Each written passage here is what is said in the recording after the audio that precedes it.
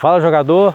Hoje eu tenho o privilégio de receber aqui o maior ídolo da história do Atlético Mineiro, o Rei Reinaldo.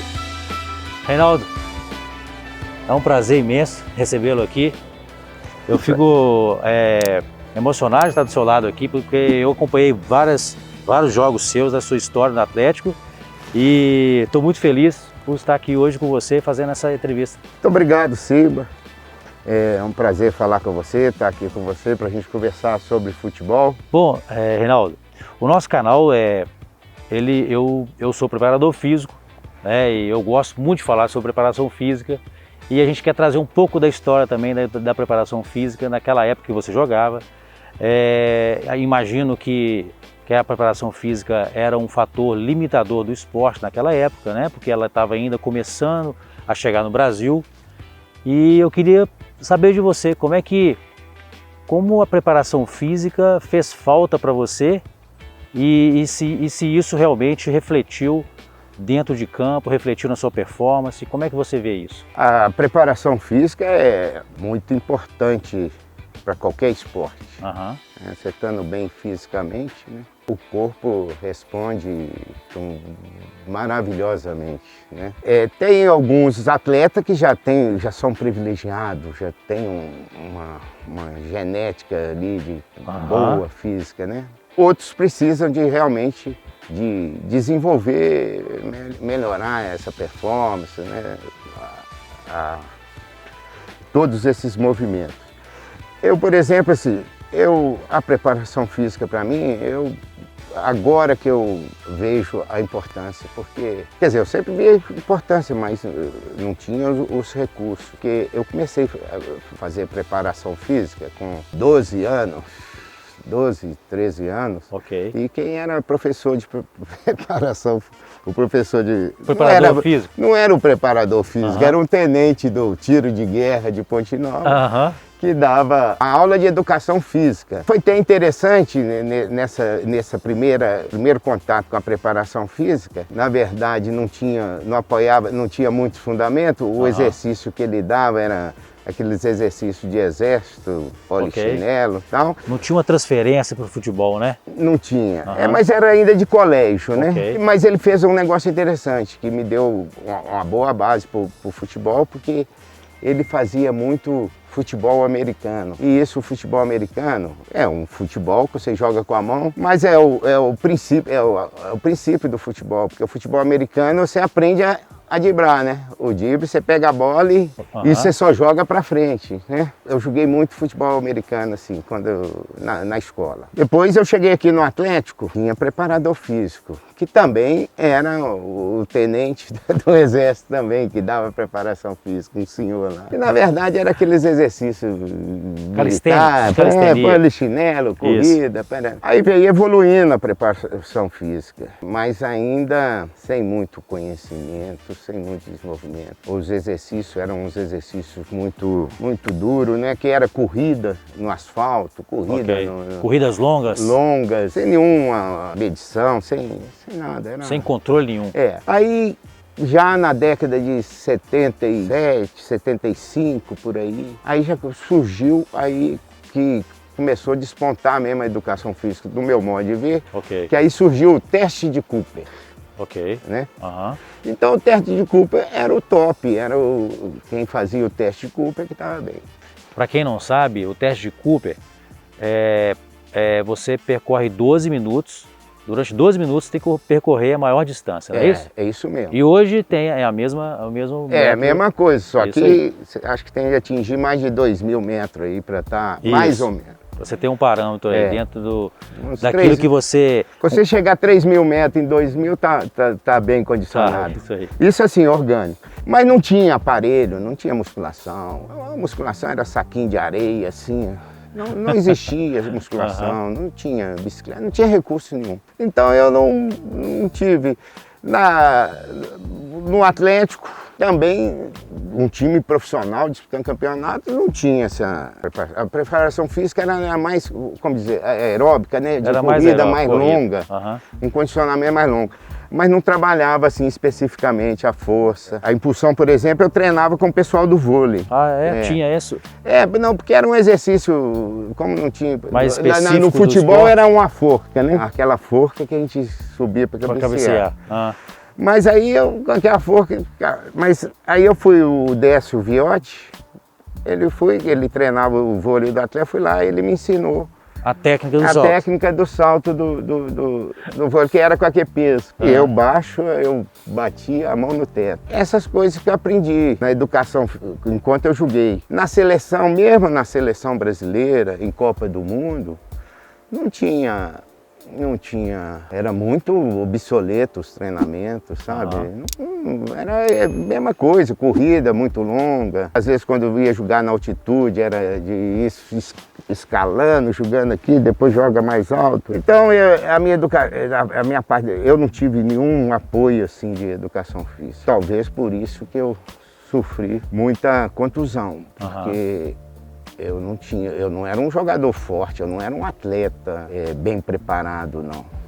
Tanto que eu tive várias lesões de joelho. E a recuperação, aí já é a fisioterapia, também não existia. Então a gente jogava mesmo dentro a força que você tinha, você ia dentro daquilo. Bom, depois eu parei de jogar bola, aí a gente veio acompanhando a educação física. Aí hoje é uma maravilha. Se eu jogasse hoje com o apoio, hoje te mede tudo, sabe quanto você corre, sabe, faz a prevenção. Hoje a educação física, por isso que ela está se tornando quase uma parte determinante do processo, né? Determinante no futebol. A parte física hoje está prevalecendo largamente aí no futebol. Então hoje você entra em forma muito fácil e muito rápido e sem aquele estresse, sem aquele cansaço e sem risco de machucar ou de ter uma contusão. A preparação física hoje está uma ciência, assim, não vou dizer perfeita não, porque eu acho que pode atingir mais. A gente ainda... Mas hoje você tem já está pavimentado esse caminho. Hoje os recursos são muito maiores, né? A gente consegue entender como o atleta responde ao treinamento. Isso é uma forma que a gente pode conduzir melhor e evitar as lesões, né? Porque o esporte de alto nível não tem como a gente não ter lesão, né, Reinaldo? Isso aí faz parte do atleta, da vida do atleta, né? O que a educação física, o que a preparação física hoje faz é poder controlar melhor a resposta ao treinamento. Quanto mais ele controlar melhor tudo aquilo que passa dentro do treinamento, dos jogos, você consegue, de certa forma, colocar o atleta em condições de jogo e de uma forma mais segura, digamos assim, né? Hoje os recursos, os estudos aí é um trabalho fino, é um trabalho de ali, ó, sabe medir exatamente aquilo que o atleta precisa. A gente não pode também deixar de falar da fisiologia, né? Que naquela época não tinha. Hoje o departamento de fisiologia... A fisiologia ainda responde mais ainda, profundamente, né? Porque a fisiologia, ela tira uma radiografia sua aí. E você é um garoto hoje em desenvolvimento, bem orientado, nessa parte da preparação física, você vai ter uma vida, e você vai ter uma vida saudável pro resto da vida. Eu que não tive esse trabalho tão refinado, sabe? Hoje eu tenho uma vida muito saudável porque eu pratiquei muito esporte. Você praticando esporte hoje, novo, né? Praticando frequentemente. É uma herança que calculável. A melhor herança que a gente tem na vida é da gente praticar esporte quanto novo, sabe? Quando você chega mais velho, você fala, pô, se eu não tivesse feito esporte, eu tava um carro velho. Um carro velho. Me diz uma coisa aqui, Reinaldo. Tem um amigo nosso que contou uma história, que essa também eu não sabia, né? Em relação à Copa de 78, o Coutinho pediu para levar um aparelho para onde que era? Para Argentina. Ele pediu para levar um aparelho para Argentina, né? Como é que foi essa história aí? Então, é o seguinte, eu tinha operado o joelho e naquela época eu operava o joelho, você engessava a perna toda. Então tirava o gesso, você estava completamente a perna atrofiada, né? Nossa. Sem musculatura nenhuma, completa atrofiada. E como não tinha a recuperação, a fisioterapia, não tinha nada disso, como é que você ia recuperar a musculatura da perna? Né? Então eu fiquei com essa fragilidade e com isso carregava muito o joelho que já foi muito agredido por infiltração, por mesmo agressão e a lesão do ligamento, o menisco. Aí aqui no Atlético, com o Dr. Neilo, eu fazia mais aí já tinha no Atlético, o Dr. Neilo montou o departamento médico no Atlético, aí eu fazia um fortalecimento aqui na musculatura. Era bom, mas era muito pouco ainda. Okay. Quando eu fui para a seleção para a Copa do Mundo, e era 2, 3 meses que a gente ficava concentrado naquela época, lá em Teresópolis, lá eu não tinha como, aqui Dr. Neilo me protegia, eu treinava muito pouco, tinha todo cuidado comigo. Lá eu tinha de ir pro pau mesmo, lá eu tinha de treinar. E eu treinava com meu joelho enfaixado, comprimido, por causa do meu joelho dava derrame, okay. Eu corria um pouquinho e já dava um derrame. Então eu treinava de agasalho para esconder que eu estava com o joelho enfaixado. Aí o Coutinho percebeu que eu estava... O Coutinho era um estudioso da educação física, foi professor de educação física, o capitão Cláudio Coutinho. Aí ele me examinou e falou, não, pô, mas só que no Brasil não tinha nada. Aí ele importou esse aparelho Nautilus da Alemanha, eles levaram para a Copa do Mundo para mim começar os treinamentos lá. Aí eu comecei a fazer os treinamentos lá de fortalecimento e fui melhorando. E era aquele gladiador, tipo gladiador que tinha... O Nautilus, o sistema dele é o seguinte, hoje é ar comprimido, o Nautilus é tipo uma orelha, né? Então você faz a força para subir e para ir e para descer. Ah, ok. Só que hoje é o isocinético? É. O que seria o isocinético? Sim. Né? Mais próximo do regime de contração. Ali. Você contrai e você alonga, né? Ok. E aí eu fiz comecei a fazer, esse trabalho lá. Tem saudade do Nautilus. Ajudou muito nesse processo? Ajudou, mas só foi naquele período da Copa do Mundo, né? Que foram 10, 15 dias lá de Copa do Mundo, 20 dias. Reinaldo, então, elenca pra gente aí os 2 maiores jogos que você considera os mais importantes da sua carreira. Só tem 2 chances, tá? Só tem 2 jogos aí. Eu sei que foram vários, mas... Os jogos que a final de 76, do Campeonato Mineiro contra o Cruzeiro. Aí, que dia que eu fiz de tudo. Dia que encaixou tudo certo, deu tudo certo. Eu fazia partida. Fazia partida que às vezes eu não errava nem... Eu já fiz partida que eu não errei um passe. Então, essa final de 76... contra o Cruzeiro e a final de 80 contra o Flamengo também. Foram 2 jogos. 2 jogos assim, que mais impactante, né? Ok. Na seleção teve a minha estreia, teve o da seleção na minha estreia contra a Polônia também, que eu fiz um golaço. Teve um outro jogo contra a Bolívia nas eliminatórias de 81, que dia também eu joguei muito lá na altitude. Tem vários outros jogos, aí tem vários. Saint-Germain, Fluminense, Estrela de Bucareste, Ajax mesmo, eu fiz grandes jogos. Que bom, legal. Ô Rei, hoje pra você, quem é melhor? Neymar, Messi ou Cristiano Ronaldo? Todos 3 são grandes jogadores. Tá, eu gosto mais do Neymar, porque o Neymar tem um repertório muito maior do que o Messi e muito maior do que o Cristiano. Repertório técnico, dribles, jogadas, fugir do adversário. Eu gosto mais do muito estilo. Mais do recurso. Né? É o próprio futebol brasileiro. Isso aí. É o futebol, é a nossa característica. Então, eu acho que o Neymar. Tá, aí você vai falar, mais Messi, aí é produção. Cristiano Ronaldo é físico, o cara dá pique de 100 metros. E cada um com suas características. Mas eu acho que o Neymar tem muito mais cores, muito mais habilidade do que qualquer outro jogador aí. Agora, tem a discussão, é isso, ganhou isso, o que faz ali e tal. Aí já é outro papo. Mas para mim, olhando somente dentro do campo, assim, o Neymar... Eu acho o Neymar um dos maiores. Enche os olhos. Aí você vê um futebol de muita qualidade. Ô Rei, você era um centroavante que saía muito da área para buscar o jogo, né? Isso você acredita isso?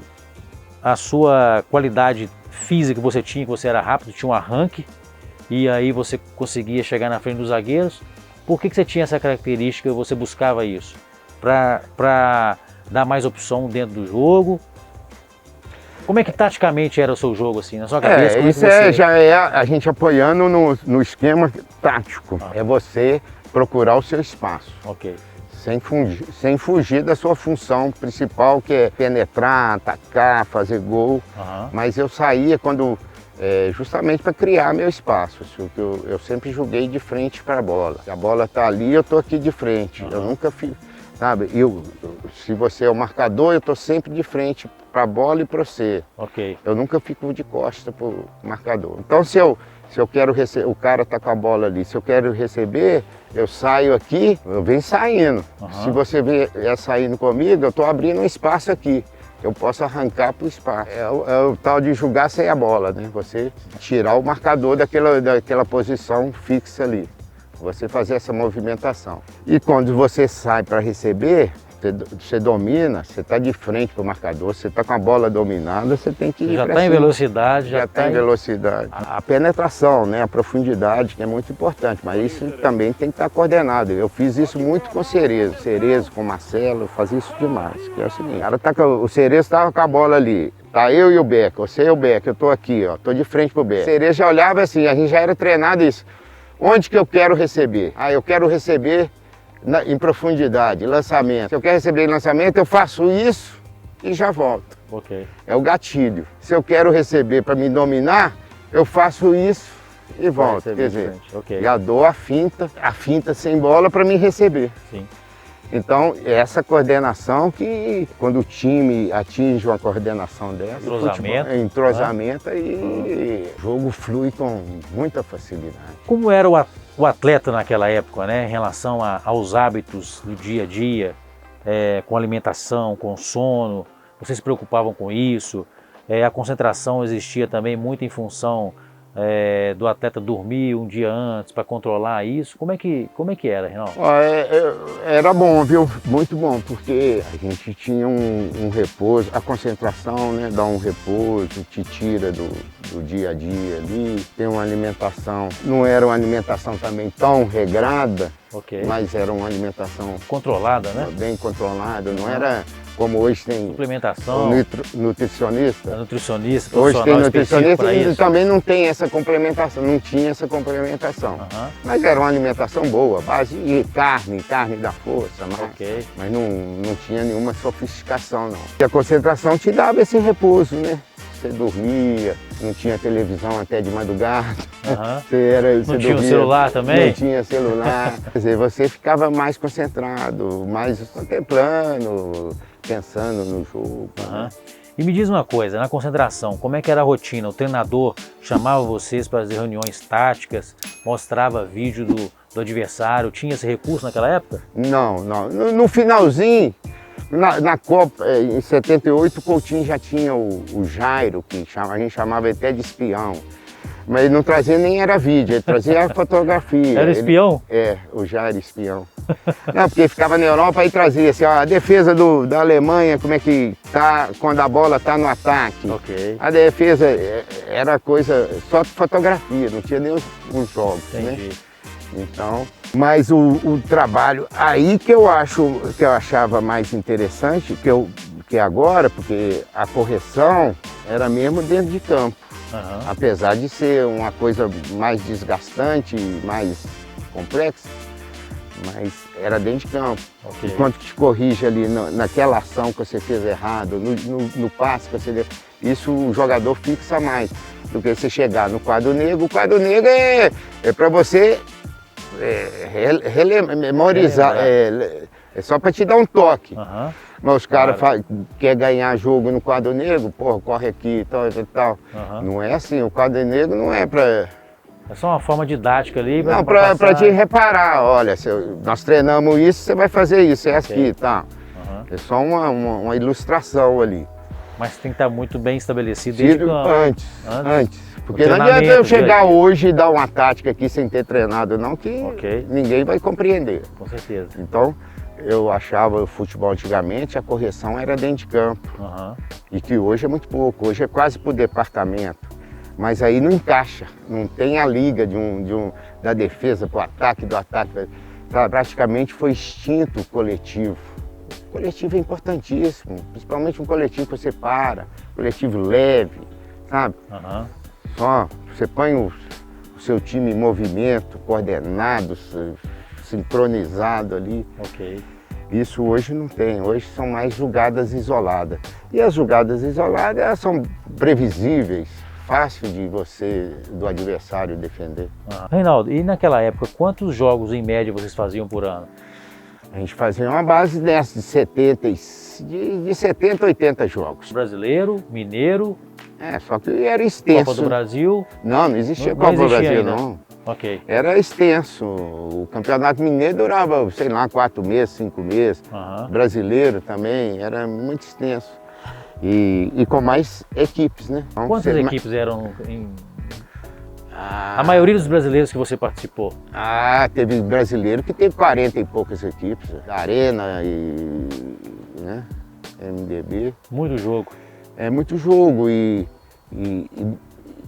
as viagens muito cansativas. Uma das coisas que prejudicava muito era a viagem. Por exemplo, você pega igual... A logística era muito pior. Você pegava um ônibus para jogar lá em Uberlândia, jogava lá, chegava um dia antes, tá? Tudo bem, dorme, descansa e vai pro jogo. Acabava o jogo, você pegava o ônibus de madrugada, depois do jogo, para vir. Ou então você jogava lá, sei lá, no Ceará. No dia seguinte você vem embora de avião, mas você tomou uma porrada no tornozelo, o tornozelo fica desse tamanho. Não tinha os recursos para poder ir cuidando. A coisa antigamente era mais punk, né? A bola era de couro, eu lembro que ela inchava, ela molhava, ela ia inchando. Eu não conseguia, quando eu comecei no profissional, eu não conseguia chutar de fora da área, de tão pesada que é a bola. Você cabecear, você ficava tonto uns 2 minutos assim, ó, sem entender nada, o cérebro balançando de baixo. Era na Tinha que ser Aroeira. Não, é na raça. Essa é uma diferença que tinha. A gente não tinha a condição física, mas você tinha você tinha mais a raça, você entregava com mais garra, porque era daquele jeito. Hoje não, hoje é mais sofisticado, mais leve. Então, mas você, de certa forma, aproveitou um pouco da tecnologia que tem hoje? Você joga em vez de quando uma peladinha aí? Agora eu estou aproveitando um pouco da tecnologia, mas o meu caso, eu sou nem recuperável não, mas o meu hoje é redução de danos. Então, remediar o dano, né? Hoje eu aproveito a tecnologia, jogo minhas peladinhas, faço meus golzinhos aí. Então, gostaria muito de agradecer, de receber aqui nesse paraíso, aqui na sua casa. Eu queria que você deixasse um recado final aí para as crianças hoje, os jovens atletas que querem se tornar um jogador de futebol. Qual que seria aí o conselho do Reinaldo? Que eles também pesquisem aí para ver a história, a sua história, que é longa. Ô Simba, o garoto hoje, se você quer ser jogador de futebol, se quer ser um atleta, você tem que aproveitar desse elan juvenil, dessa disposição que você tem e procurar um profissional para te orientar certo, para você crescer fisicamente. Você estando bem fisicamente, você pode praticar qualquer esporte. Então, é necessário você ter esse profissional. E hoje, esses preparadores físicos são da melhor qualidade. Os caras têm um estudo fino, sabe, te preparar muito bem.